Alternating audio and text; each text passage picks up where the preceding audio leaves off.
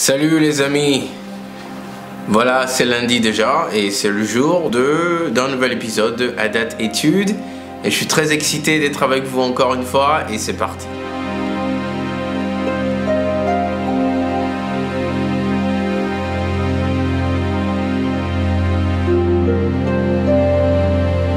Alors je le disais tantôt, bienvenue dans un nouvel épisode de Adat Études. Mon nom est simplement Jean-Pierre, très content de vous avoir avec nous aujourd'hui et nous allons encore plonger dans le verset biblique et parler un peu de la parole du Seigneur. Alors aujourd'hui nous parlons de ceci, l'onction de Dieu sur nos vies est pour le service. J'aime répéter ce que je dis, comme ça la répétition est pédagogique. L'onction de Dieu sur nos vies est pour le service. Alors, nous allons décortiquer cela aujourd'hui en lisant quelques versets, comme vous le savez. Et tout de suite, je vous propose d'aller dans le premier verset du jour, qui sera dans Luc, le chapitre 4. Luc, chapitre 4, versets 16 à 18. Alors, on y tourne tous ensemble. Donnez-moi une seconde. Luc 4. 16 à 18. Alors, j'y suis. On lit la parole de l'Éternel. Ils se rendit, c'est Jésus. Ils se rendit à Nazareth où il avait été élevé, et selon sa coutume, il entra dans la synagogue le jour du sabbat, et se leva pour faire la lecture. Et on lui remit le livre du prophète Ésaïe. L'ayant déroulé, il trouva l'endroit où il était écrit. Verset 18. L'Esprit du Seigneur est sur moi, parce qu'il m'a oint. On va s'arrêter là pour le moment. Jésus lui-même ici nous faisait savoir qu'il est uniquement capable de faire ce qui va suivre, ou ce qui s'apprête à arriver, grâce à l'onction. L'Esprit du Seigneur est sur moi, parce qu'il m'a oint. Amen. Maintenant, j'aimerais qu'on lise un peu, on continue un peu, pour voir quelle est la raison pour laquelle l'Esprit de Dieu a oint le Seigneur Jésus. Il y a une raison, c'est pour le service, comme je le disais tout à l'heure. C'est pas pour qu'on se sente bien, c'est pas pour qu'on puisse avoir des sensations. Ça arrive, mais c'est pas ça le but en fait. C'est un but précis. Alors nous continuons de lire. Nous commençons par le verset 18. Continuez par là. Du chapitre 4 de Luc. Donc Luc 4, 18. On va continuer de 18 à 19. L'Esprit du Seigneur est sur moi parce qu'il m'a oint pour annoncer une bonne nouvelle aux pauvres.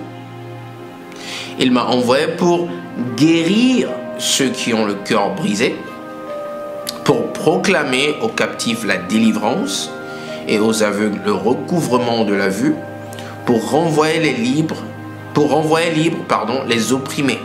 Verset 19, pour publier une année de grâce du Seigneur. Voilà les raisons pour lesquelles le Saint-Esprit a oint le Seigneur Jésus. Et il le disait clairement quand il a lu ce verset. Amen. Rappelez-vous du thème d'aujourd'hui, l'onction de Dieu est sur nos vies pour le service. Et nous venons de lire le service dont il s'agit. Amen. Que dit 1 Samuel ?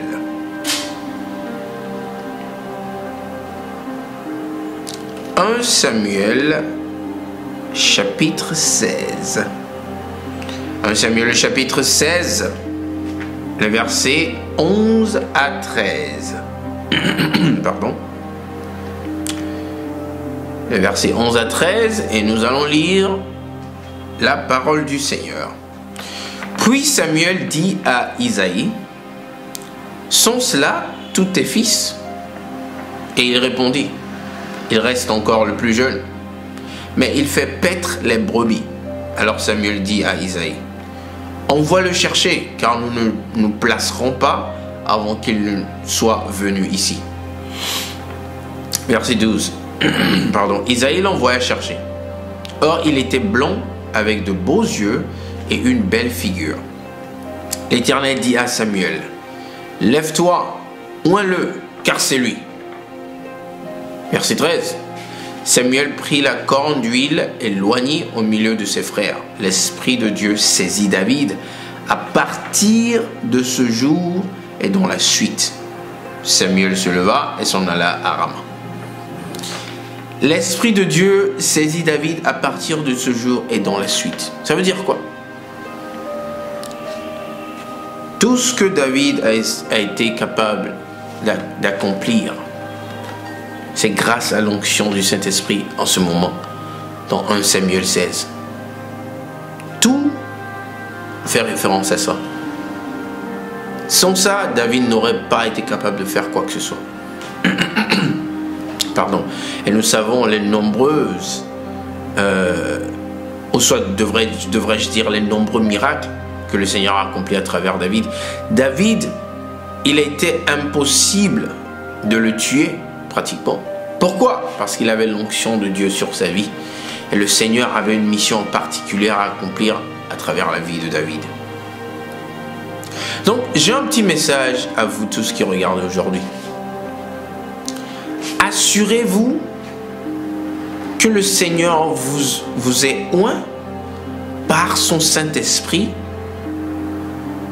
avant que vous ne dites avoir été appelé par Dieu de faire quelque chose. C'est-à-dire que c'est pas mal de dire qu'on est appelé par Dieu de faire quelque chose, mais le dire et s'y lancer à fond avant de faire ça, avant de se lancer dans l'appel que vous êtes convaincu avoir reçu du Seigneur, assurez-vous d'avoir été oint par le Saint-Esprit pour faire ce dont il est question. Parce que, bien-aimé, dans le cas contraire, Satan ne vous loupera pas.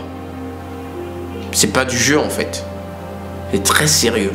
Alors on ne peut pas se lancer dans le ministère et servir Dieu sans avoir été oint pour le service.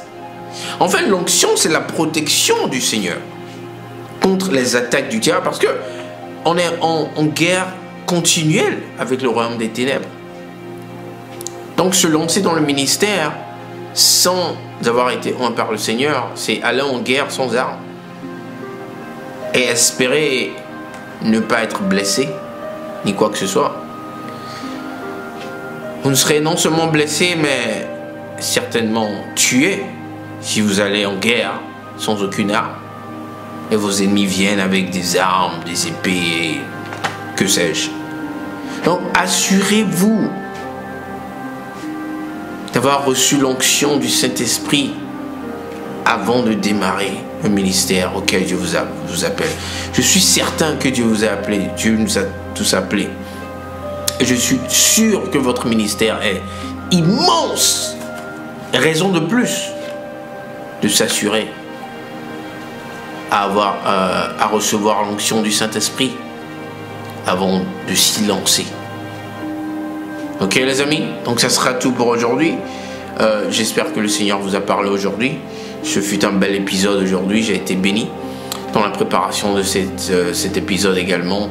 Le Seigneur m'ouvrait les yeux sur ça également, donc on bénit le nom du Seigneur pour cela. Mon nom est Jean-Pierre Adiodi, merci encore une fois et nous sommes là, nous vous écoutons si vous voulez rentrer en contact avec nous et la porte est ouverte. À tout moment, nous serons très contents de vous répondre. Passez une excellente fin d'après-midi, une excellente semaine et comme vous le savez, on se retrouve la semaine prochaine, le lundi prochain, par la grâce du Seigneur. Shalom.